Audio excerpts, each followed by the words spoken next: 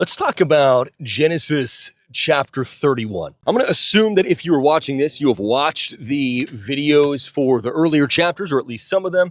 You basically know what's going on in the story that the book of Genesis is telling. So I'm just going to pick up exactly where we left off and continue from there with really no recap, no preface, no anything like that, except the tiny little details that are absolutely necessary throughout the process. As a result of all of the things that have happened over the course of the past 5 or 10 chapters since Jacob was born, Jacob has begun to understand the things the Lord has been shouting at him in one way or another. Jacob has begun to understand that his success up to this point in life has not come from his own cleverness and manipulation and deception and so forth, that all the fighting and clawing and biting and scratching and pushing and backstabbing that Jacob has done through the years to try to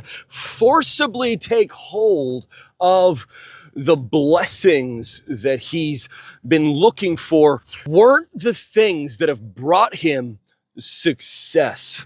The things that brought him success were God's freely given blessing. That has been the one thing that has done Jacob any good. That is the one thing that has gotten Jacob to where he is today. At the same time, Jacob has begun to understand through all of the things the Lord's been putting him through at the hands of Laban, who keeps backstabbing him the way that he once backstabbed others. Jacob has begun to understand the wickedness of his own backstabbing and deception and manipulation as he's been watching kind of himself, sort of a dark mirror image of himself in the form of Laban. And above all, Jacob has begun to understand that he has survived Esau's attacks on his life and Laban's hostility through all these things, not because he tactically outmatched them in some way,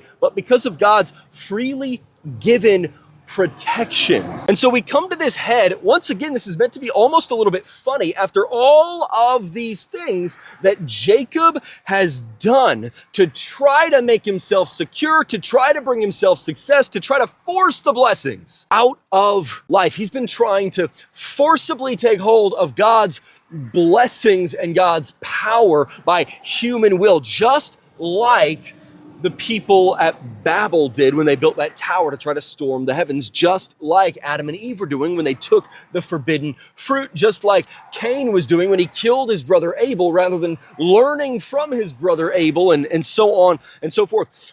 He's been doing all these things, and finally now, as he's begun to genuinely realize, wait, I am not the one bringing myself God's blessings. I'm the one standing in the way of God's blessings for me. Only now that he's begun to realize all these things does God finally open up the door for Jacob to be able to go back to the promised land where he belongs. He says, Jacob, it's time to go back to the promised land. And the timing is very intentional. Jacob can return to the promised land now because he's begun to see that his worst enemy is not Esau, it's not Laban, it's not any of these things. His worst enemy is Jacob. His worst enemy is his own sinful pride. And so the Lord sends him back to the promised land, and the Lord, once again, he vows to be with him. He vows to protect him for the sake of his covenant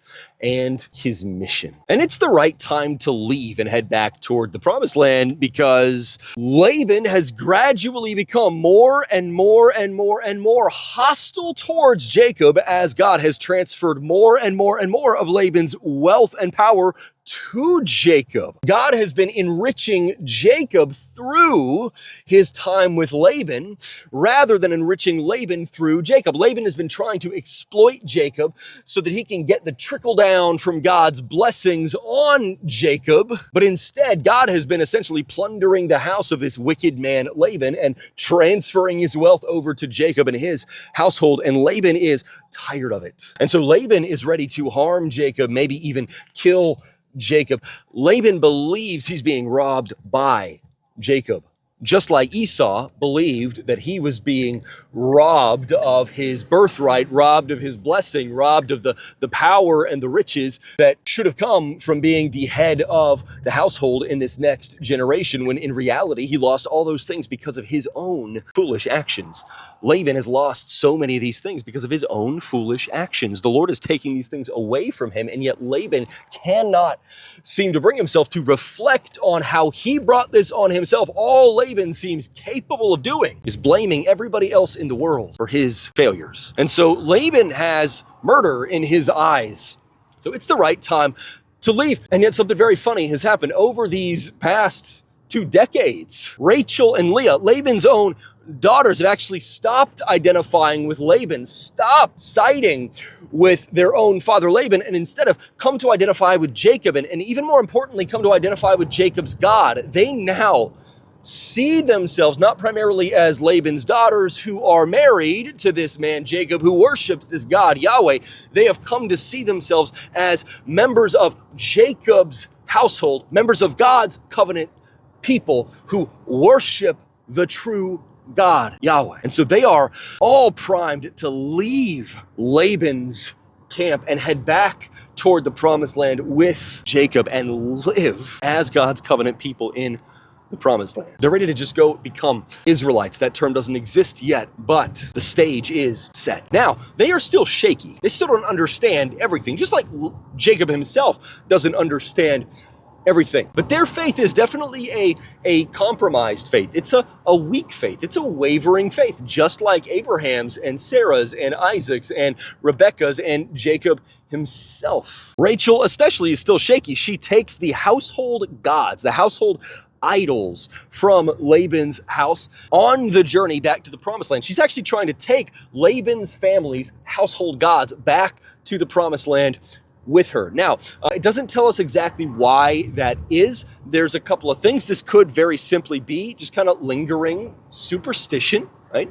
It may be that she hasn't fully let go of the old false gods that her culture kind of bestowed on them. Like we talked about, Laban's family, they are Abraham's kin. They have some basic foundation in the worship of Yahweh, but they are still kind of syncretistic with the rest of their culture. So maybe this is just kind of lingering superstition. She hasn't fully left behind the false gods of the surrounding culture, the false gods of her own, family of origin with Laban. Or it could be actually something else entirely. In the ancient Near East, often something that would happen was that essentially the inheritance claims for a given family were passed down with the household gods. So whoever the head of the household was, they would have the household gods or the household idols, like the household god figurines. And so if you were the one who held the household idols, then you were the one who would inherit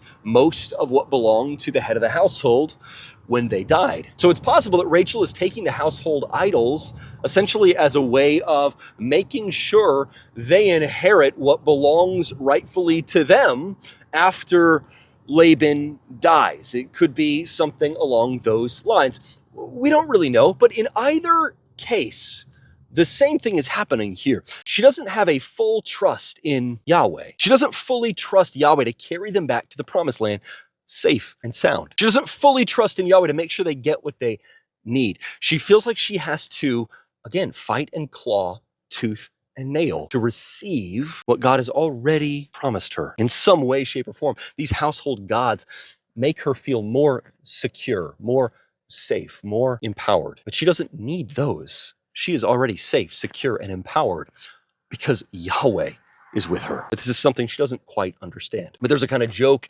here in the middle of the story when Laban eventually catches up to them and demands to search the tent and everything. On the one hand, it's suspenseful, but at the same time, it's played as kind of like a comedy bit because Rachel buries them underneath where she is seated in her tent, and she sits down on top of them and refuses to get up. She says, "The time of the woman is upon me," or essentially my period is upon me. I am menstruating right now, so you shouldn't come into this tent, because if you come into this tent where I'm menstruating, in the ancient Near Eastern culture, they saw that as being something that like defiled you. You'll be ritually unclean. That would cause you a lot of headache and other stuff like that. Now, was she really on her period? We have no idea. The passage doesn't say, but the image that it's giving us essentially is here are these pagan household gods, and they're being menstruated on. They're being covered in period blood. These pagan household idols are unclean. Essentially, it's saying the false gods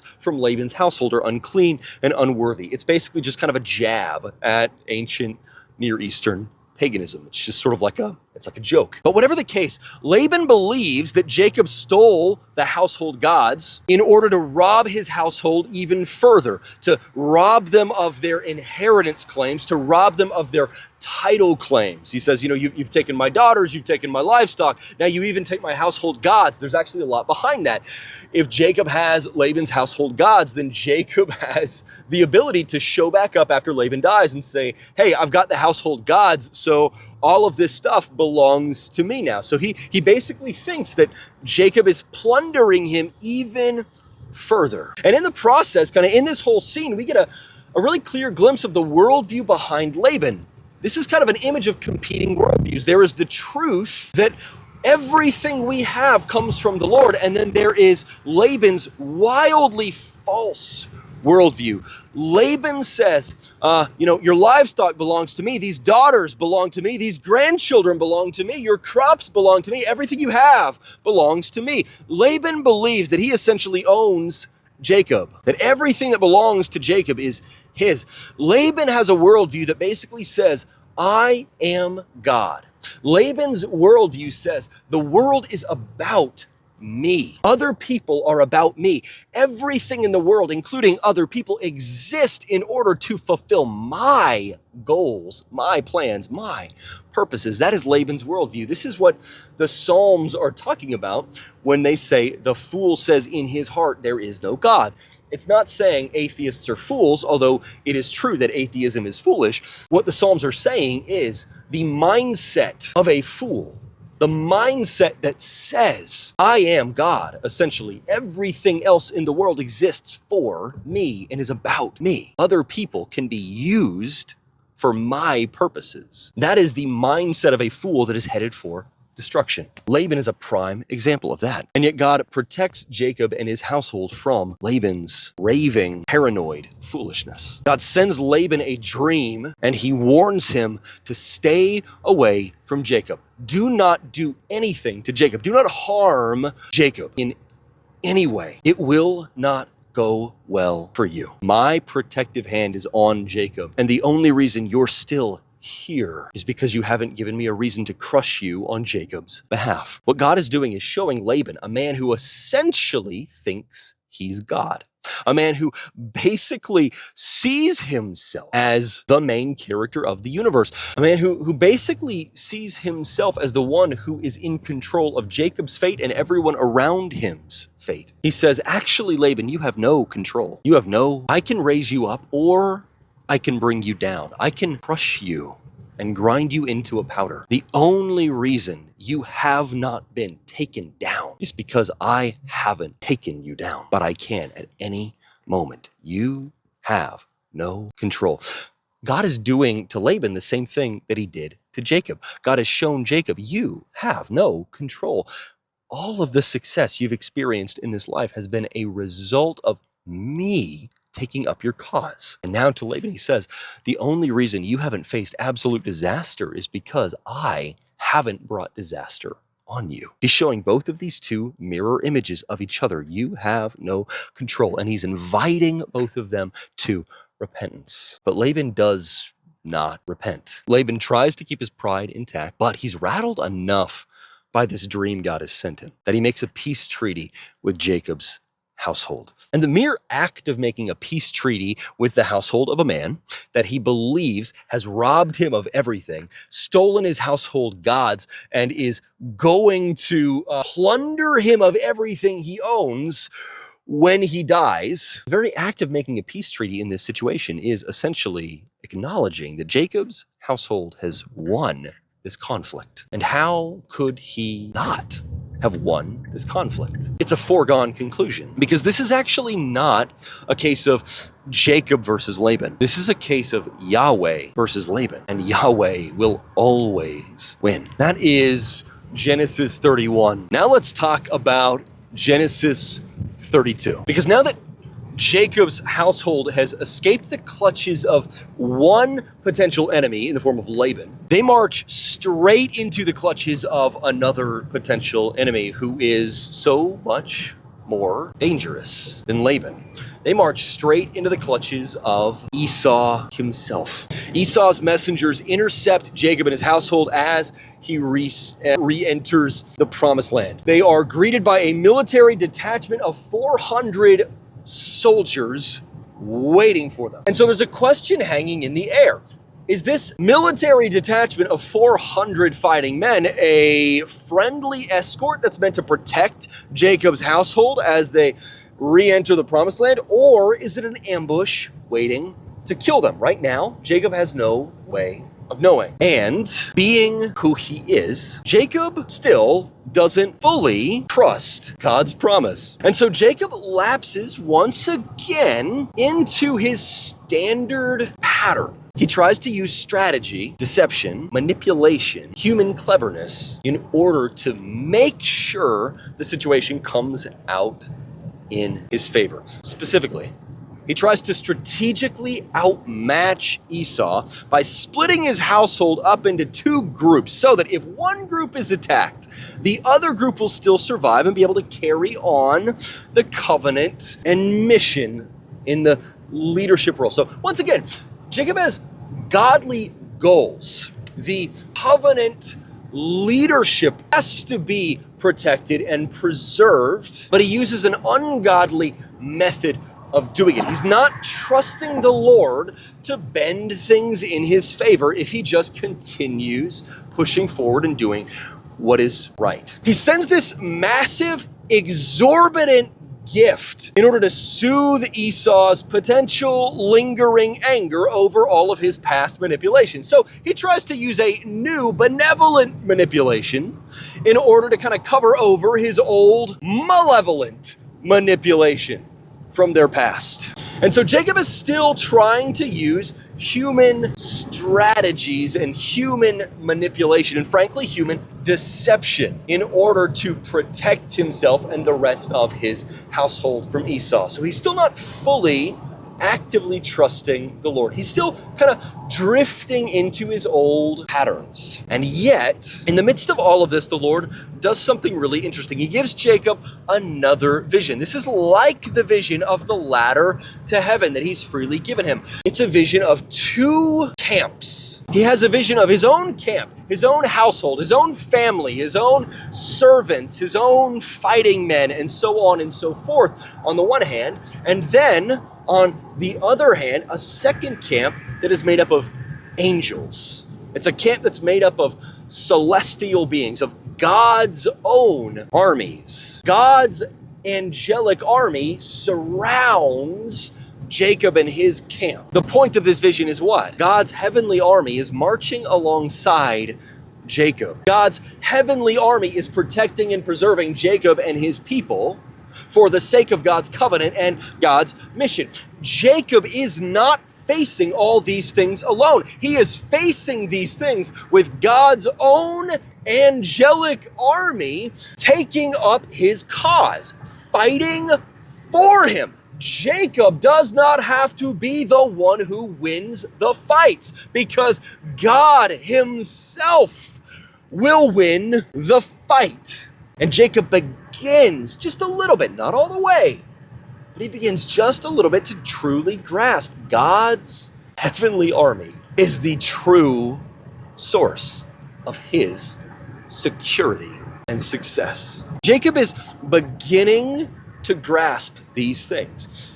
And at exactly the same time, Jacob is beginning to grasp. He's beginning to grasp that all of these covenant promises, all of these covenant blessings, that even this covenant mission, the covenant calling, the covenant responsibilities that God has given to him. All of these things have been given to him not because of his own worthiness, but have been freely given by grace. They've been freely given through faith. Jacob is beginning to understand, I am unworthy of any of the blessings or the promises or the mission that God has given me. I've received these things by his free gift of grace. And so as Jacob begins to pray, asking the Lord to protect him, protect his household, to keep the fires going as he approaches Esau's camp, he prays differently than before.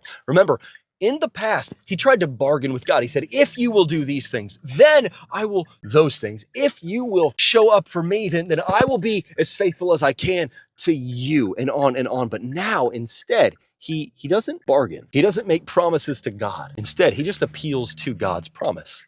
He says, Lord, you promised that you would be with me. So now please be with me. You promised you would protect me. So now please protect me. You promised you would preserve me. So now preserve me. There's no, God, if you protect and preserve me, then I will give you this. I will sacrifice that. I will stop doing this. I will blah, blah, blah. No, it's just, God, you promised. Now keep your promise, please. My only hope is for you to keep your promise. Jacob is beginning, not all the way, but he's beginning just a little bit more to grow in his understanding of God's grace, God's covenant. And so he does something that he's really never done before, that I don't think he even had the presence of mind to grasp before. He admits his total helplessness against Esau. He says, I cannot stand against Esau. I cannot defeat Esau. I am not strong enough. I need you to deliver me. Either you will fight for me against Esau, or I will die at the hands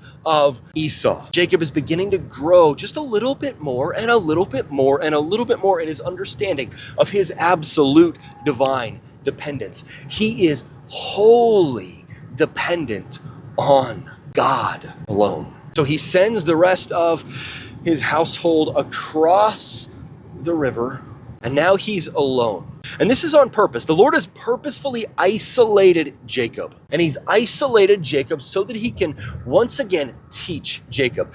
This is revelation that's happening. Jacob is experiencing isolation for the purpose of revelation.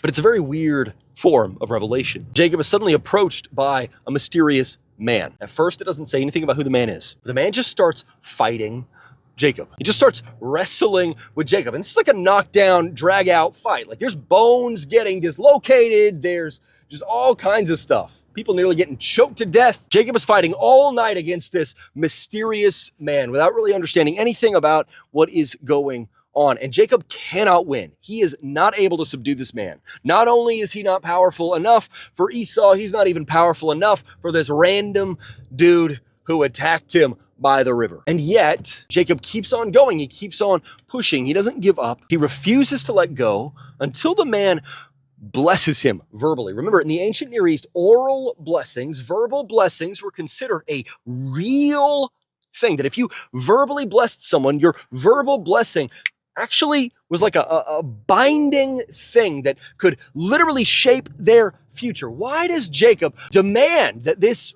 mysterious man he's been wrestling with all night verbally bless him? It's because Jacob is coming to understand a little more and a little more and a little more that everything in his life is dependent on God's gift. Everything is dependent on God's blessing. Now, he still doesn't have a full understanding of how all this works. He doesn't have a full understanding of the Lord or his covenant or his mission or anything like that. Jacob is still weak, shaky, immature, and yet he understands that in some way God has been pouring out his blessings on him through the blessing of others. The blessing of Isaac was part of how the Lord blessed him. And so he demands that this mysterious man who's been seemingly trying to kill him, bless him. Jacob is coming to understand he has no power, no control. He is wholly dependent on God's blessing. And that's signified by this lifelong limp that he receives. The man dislocates his hip.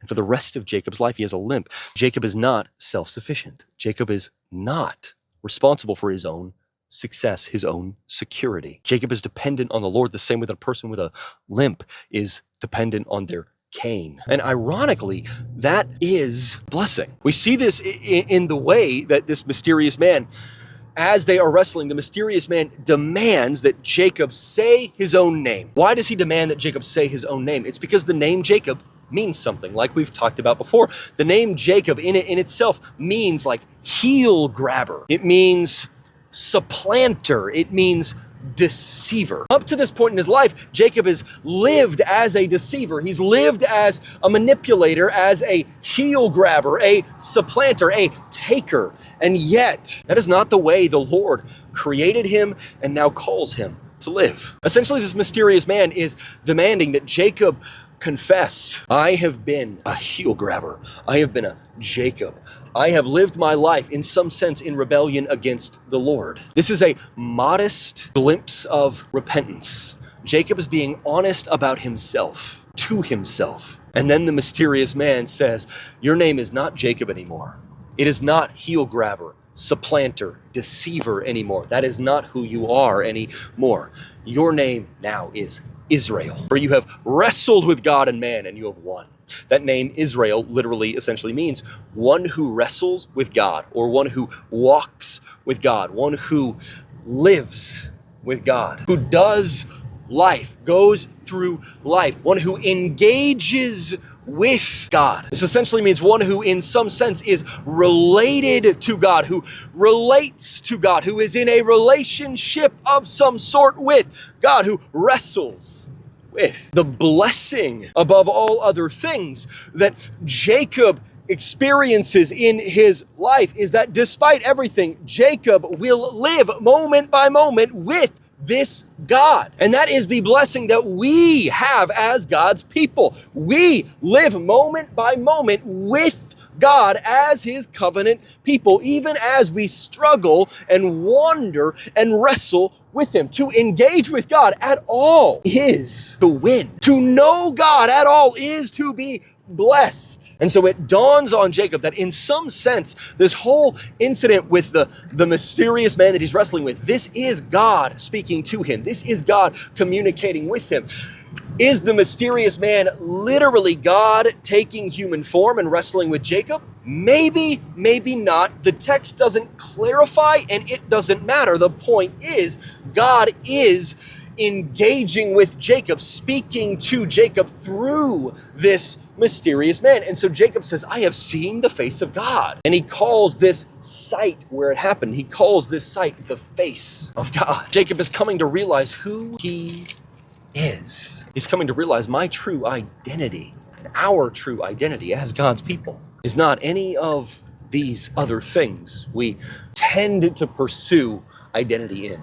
Our true identity is that we wrestle, walk, live with God. That is Genesis 32. Let's talk about Genesis 33. Genesis 33 picks up exactly where 32 leaves off. There's some really incredible things happening in Genesis 33. But it will not surprise you to know that as we trek into Genesis 33, we see that Jacob is still a process. Jacob is a process. Jacob is not a finished product. Jacob is a person in repair. He is a person on a journey. He is like every single one of us.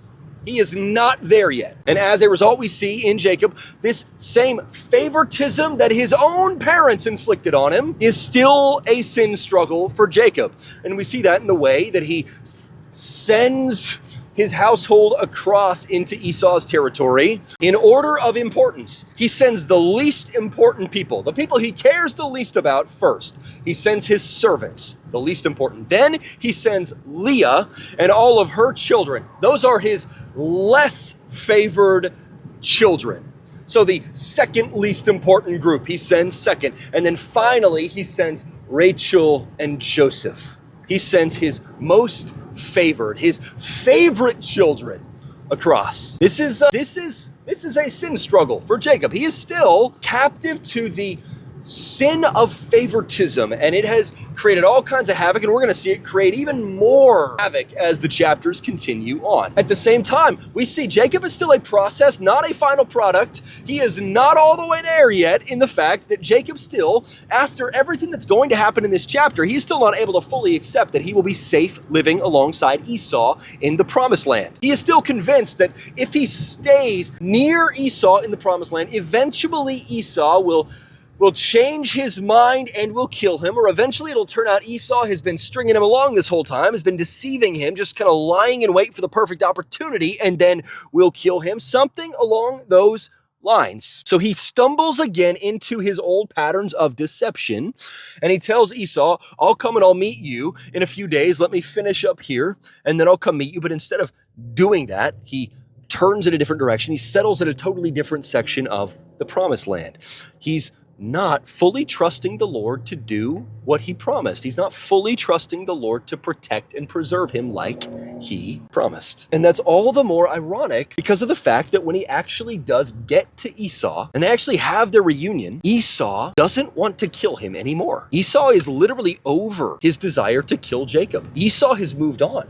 Esau has matured. Esau has grown up. This is a different Esau than the one we saw several chapters back. By the time Jacob reaches this man that he is horrified is going to kill him, the Lord has already softened Esau's heart towards Jacob long before Jacob ever arrived. And that matters why? It matters because it means Jacob didn't have to do any of the tactical stuff, any of the strategic stuff, any of the manipulative, deceptive stuff he did in order to protect himself and his household. Jacob could have just trusted Yahweh to do what he promised.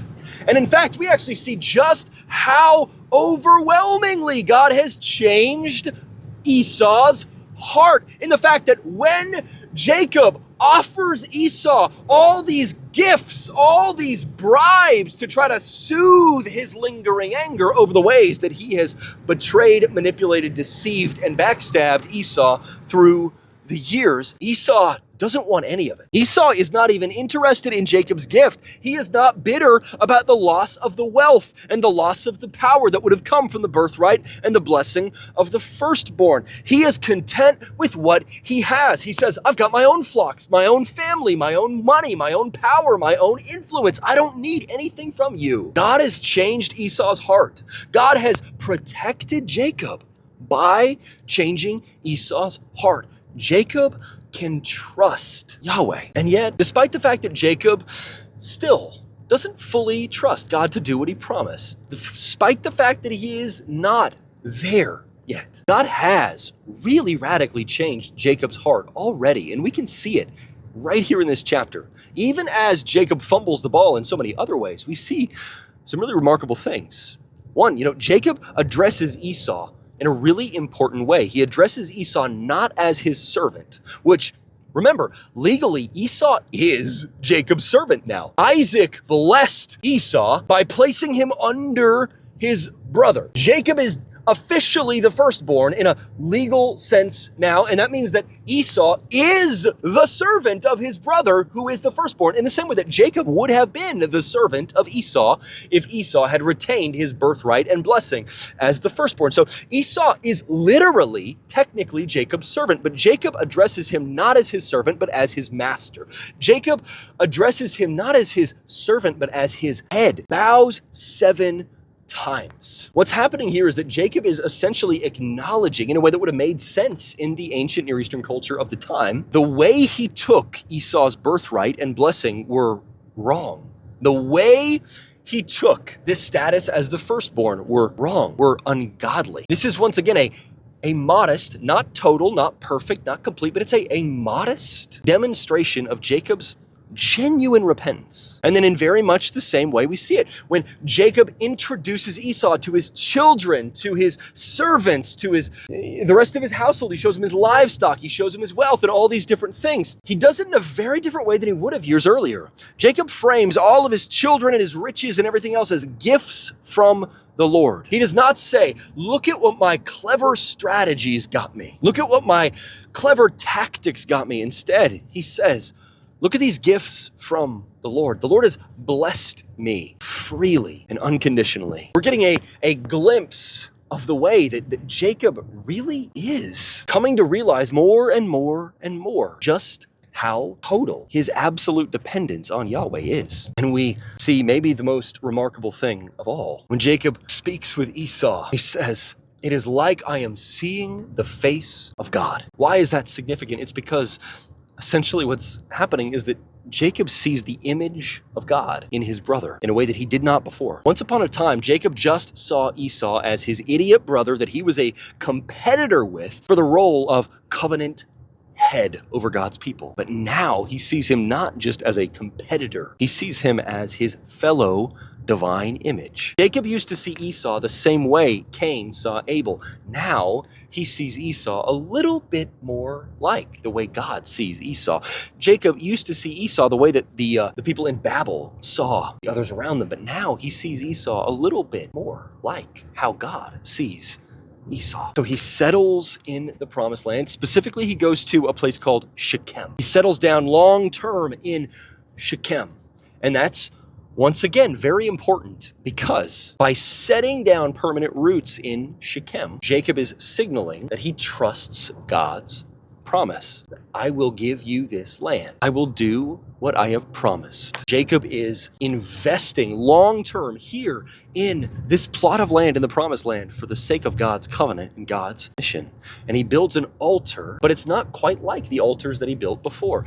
He builds an altar to the God of Israel, not the God of Jacob. He's essentially embracing his identity not as Jacob the deceiver, but as Israel, the man who wrestles and walks and lives with God. He's embracing that his true identity is defined by his covenant with God, not his clever, deceptive tactics. That is Genesis 33. But as we make our way into Genesis 34, we hit some really chaotic bumps in the road. I'm going to move through Genesis 34 pretty fast because we need to talk a lot about Genesis 35. But let's talk about Genesis 34. Jacob intends to set down permanent roots in Shechem, but he has the same problem in Shechem that Isaac had in so many of the places he went to, the same problem that Abraham had in so many of the places that he went to. The locals in Shechem, including a young man who is named Shechem. So he's a guy named Shechem from Shechem, which is wild. But the locals in Shechem do what almost everybody in the ancient Near East did.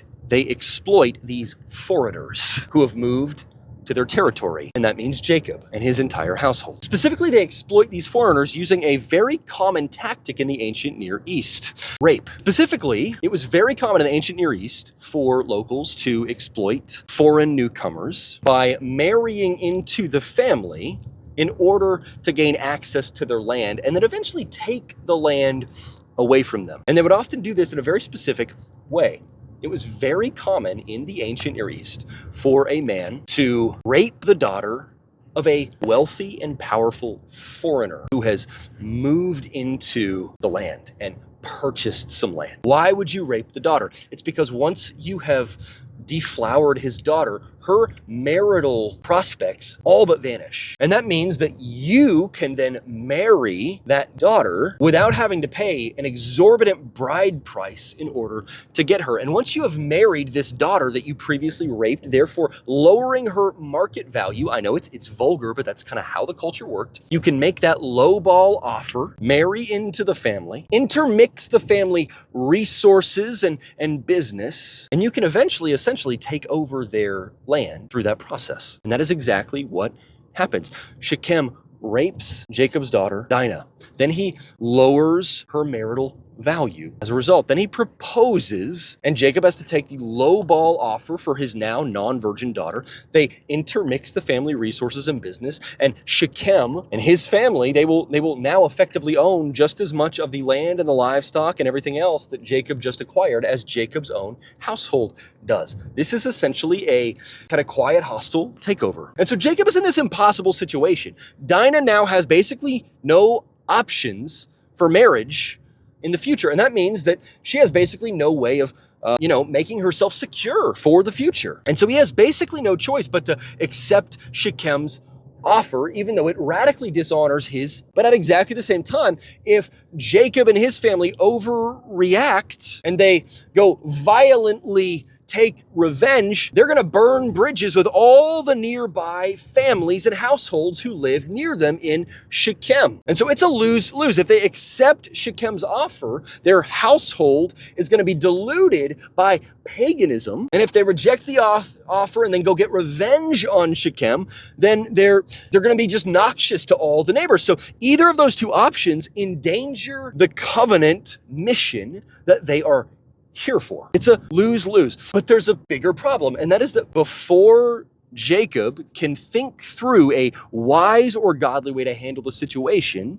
his sons, Simeon and Levi, take matters into their own hands. Jacob, essentially, the sense that we get from the passage is that Jacob was way too slow reacting. It's good that he wanted to react carefully, wisely, cautiously, but it seems like what's happening here is that Jacob dragged his feet, and because Jacob dragged his feet, his sons interpreted that as just allowing the family to be shamed and dishonored. He hasn't upheld the standard ancient Near Eastern honor-shame code. In the ancient Near East, when something like this happens, typically what you're supposed to do, what you're expected to do in this honor-shame society is strike back at the household that shamed you. And so Simeon and Levi go and they do something like what Jacob would have done in the past. They use Jacob-style manipulation for revenge. They say, okay, why don't you marry into our family? But in order to marry into our family, we need all the men in your family to be circumcised. So the entire city of Shechem, including a bunch of men who had nothing to do with this, all get circumcised. Circumcision is a difficult operation. That's a long recovery period. And so none of them are in fighting condition. They're all bedridden for a while. And so they go in while all the men are in no condition to fight, and they slaughter every single one of the men in the town of Shechem.